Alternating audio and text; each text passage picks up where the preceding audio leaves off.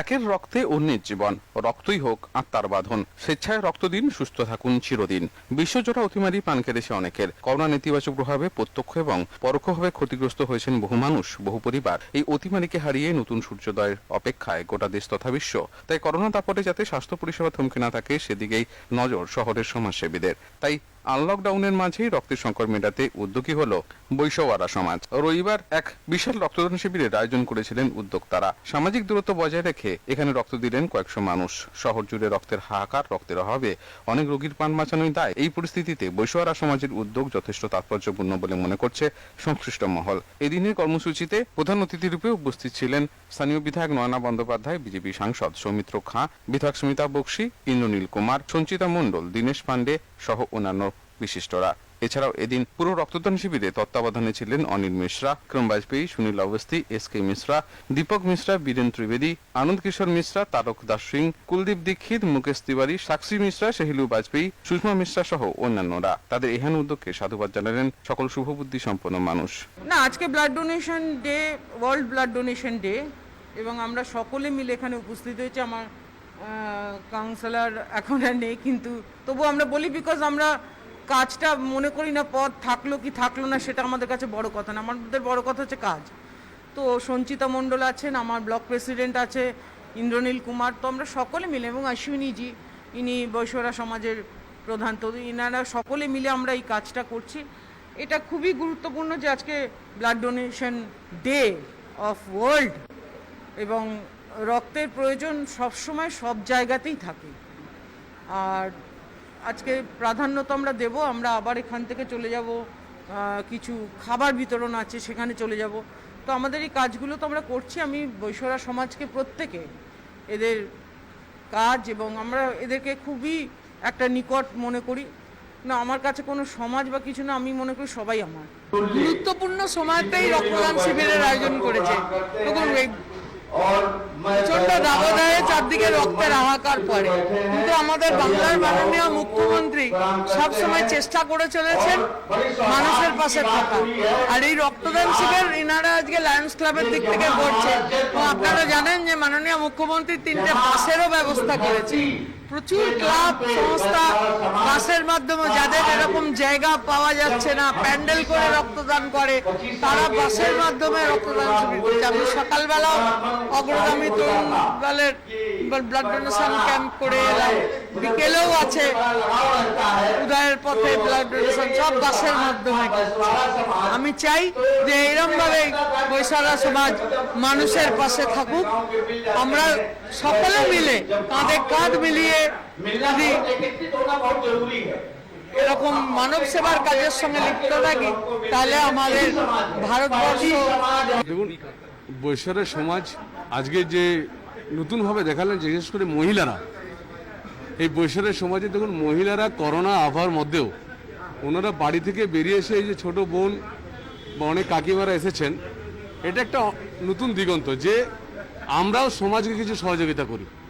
তো সেইভাবে বৈশ্যওয়ারা সমাজ যে আমাকে আমন্ত্রণ করেছেন, তার জন্য বৈশ্যওয়ারা সমাজকে আমি ধন্যবাদ জানাই, এবং ওনারা আরও যাতে এগিয়ে যান। এবং আমি তো মনে করি 365 দিনের যা ইনকাম, একদিনের ইনকাম যদি পার্শ্ববর্তী যে মহল্লা, পার্শ্ববর্তী যে ওয়ার্ড, তাকে সেখানে যদি দেওয়া যায়, একটা মানুষকে হেল্প করা যায়, তাহলে আমরা সমাজ নিশ্চিত হবে আবার আমরা ঘুরে দাঁড়াবো। এবং ওয়ার্ল্ড ব্লাড ব্যাংকের আজকে ডোনেশন ডেতে আমাদের আজকে রক্তদানের জন্য 100-র উপরে আমাদের টার্গেট আছে। একটু বৃষ্টিতে বাধা পড়েছে, কিন্তু এটাও এখনও ফ্লোতেই আছে।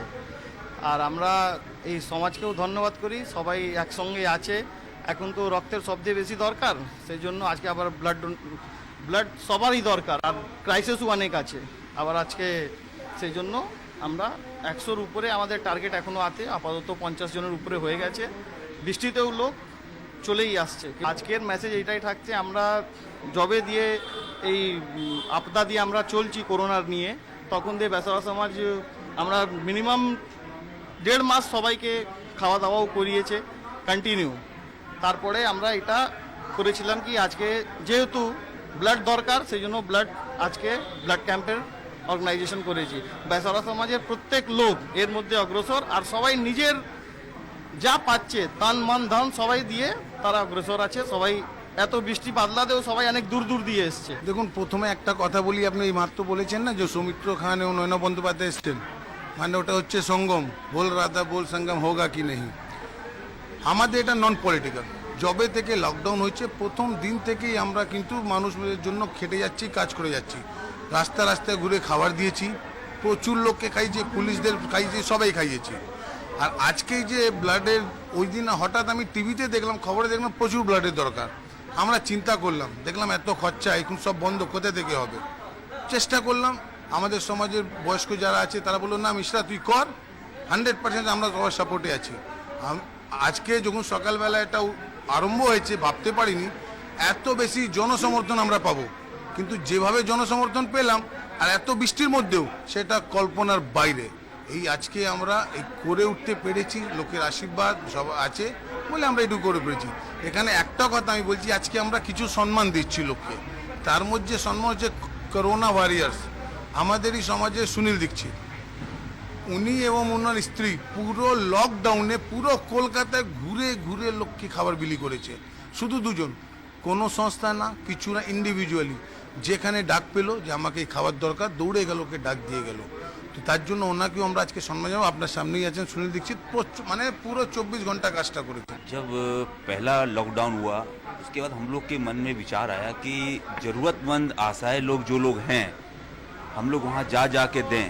और ये सर्विस हमने, आपको सुनकर बहुत आश्चर्य होगा कि 24 घंटा इस सर्विस को हमने रखा कि मोबाइल द्वारा कोई बात हुआ मैं वहाँ पहुँचा, हम और हमारी मैडम नीतू दीक्षित दोनों जो ने मिलकर मतलब जहाँ तक हो सका छोटा सा प्रयास किया है, लेकिन हम लोगों ने राशन बांटा और उसके बाद में लोगों के बीच में गए, लोगों के बीच में सबकी धारणाएं सुनी और जितने ज़रूरतमंद की जहाँ तक कोशिश किया हमने कि भाई जिसको राशन पहुँचा सकें।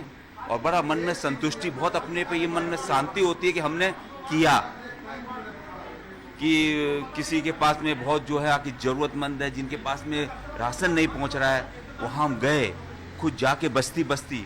माणिक तल्ला का एक बस्ती है जहाँ पर समझिए 200 फैमिली, और 200 फैमिली के बीच में लोगों ने बोला वहाँ कोरोना है, ये है वो है, मत जाओ।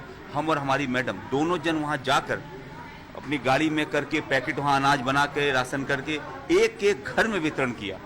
और आज भी, आज के तारीख में भी मैं सवेरे अपने ऑफिस से बांट के आ रहा हूँ, सुबह शाम दोनों तरफ मैं राशन वितरण कर रहा हूँ कि जितना हो सका, जितना हमसे हो सका उतना कर रहा हूँ, कोशिश कर रहा हूँ कि लोगों के गरीब और ज़रूरतमंद लोग के पास में हम राशन पहुँचा सकें। Bureau report, channel 10।